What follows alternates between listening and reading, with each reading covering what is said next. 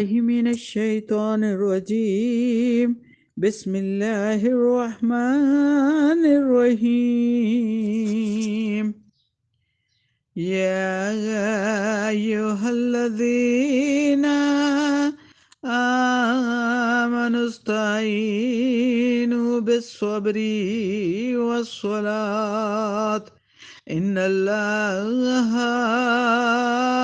مع الصابرين.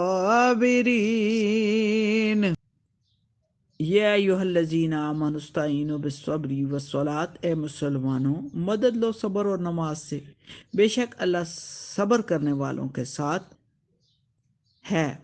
ان اللہ مع الصابرین۔ ضبط اس کا اس طرح ہے کہ تحویل قبلہ پر جو مخالفین کی طرف سے اعتراض تھا اس کے دو اثر تھے۔ ایک، مذہب اسلام پر اعتراض، مذہب کی حقانیت میں شبہ پیدا کرنا۔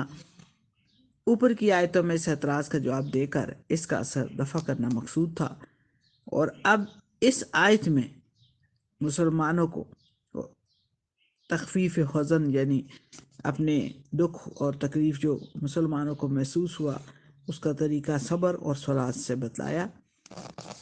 خلاصہ تفسیر اس طرح ہے کہ اے ایمان والو، طبیعتوں میں غم ہلکا کرنے کے بارے میں صبر اور نماز سے سہارا یا مدد حاصل کرو۔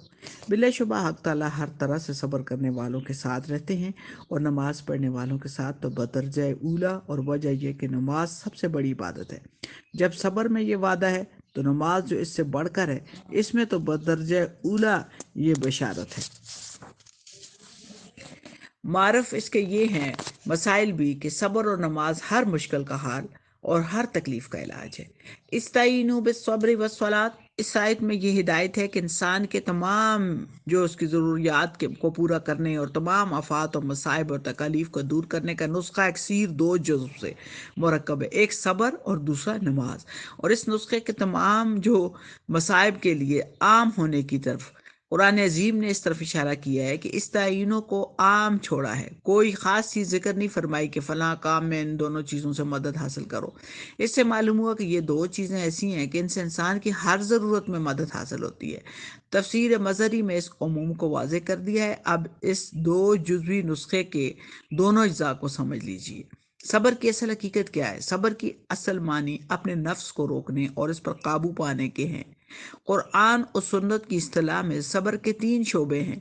ایک، اپنے نفس کو حرام ناجائز چیزوں سے دور رکھنا، دوسرا اطاعت و عبادات کی پابندی پر مجبور کرنا اس نفس کو، اور تیسرا مصائب ہوں یا آفات پر آپ صبر کریں، یعنی جو مصیبت آ گئی اس کو اللہ تعالیٰ کی طرف سے سمجھنا اور اس کے ثواب کو امیدوار ہونا، اور اس کے ساتھ اگر تکلیف پریشانی کے اظہار کا کوئی کلمہ بھی منہ سے نکل جائے تو وہ صبر کے منافی نہیں۔ یہ تینوں شعبے صبر کے فرائض میں داخل ہیں۔ ہر مسلمان پر یہ پابندی عائد ہے کہ تینوں طرح کی صبر کا پابند ہو۔ عوام کے نزدیک صرف تیسرے شعبے کو تو صبر کہا جاتا ہے، دو شعبے جو صبر کی اصل بنیادیں عام طور پر ان کو صبر میں داخل ہی نہیں سمجھا جاتا۔ قرآن و حدیث کی اصطلاح میں صابرین انہی لوگوں کا لقب ہے جو تینوں طرح کے صبر میں ثابت قدم ہوں۔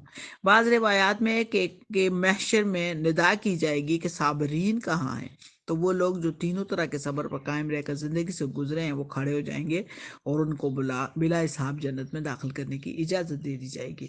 ابن کثیر نے اس روایت کو نقل کر کے فرمایا کہ آیت قرآن پاک انما یوفی الصابرون اجرہم بغیر حساب سے بھی اس طرف اشارہ ہے۔ نماز دوسرا جزو اس نسخے کا جو تمام انسانی ضروریات کو پورا کرنے اور تمام پریشانیوں اور آفتوں سے نجات کا ذریعہ ہے، وہ نماز ہے۔ تمام عبادات میں سے نماز ایک ایسی عبادت ہے جو صبر کا مکمل نمونہ ہے، کیونکہ نماز کی حالت میں نفس کو عبادت و اطاعت پر مبعوث بھی کیا جاتا ہے، اور جب تمام مکروہات سے دور کر کے تمام اچھے کاموں کی طرف نفس کو راغب کیا جاتا ہے، تو اس لیے صبر جس کے معنی نفس کو اپنے قابو میں رکھ کر تمام قسم کی اطاعت کا پیروکار بنانا، یہ وہ ہے جو نماز اس کی عملی تمثیل ہے۔ اس کے علاوہ نماز کو انسان کی تمام حاجات کے پورا کرنے اور تمام آفتوں مصیبتوں سے نجات دلانے میں ایک خاص تاثیر بھی ہے، گو اس کی وجہ سبب معلوم نہ ہو۔ جیسے دعاؤں سے بھی بہت سی ادویات کو جو ہم تسلیم کرتے ہیں، لیکن کیفیات حرارت، یعنی کہ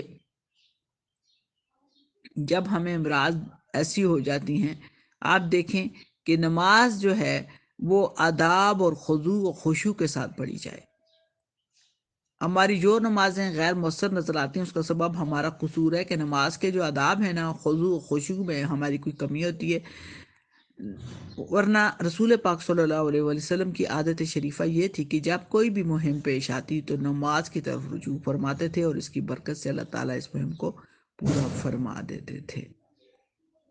اور ان اللہ مع الصابرین، اس کلمے میں اس کا راز بتلا دیا گیا کہ صبر حل مشکلات اور دفع مصائب کا سبب کیسے بنتا ہے۔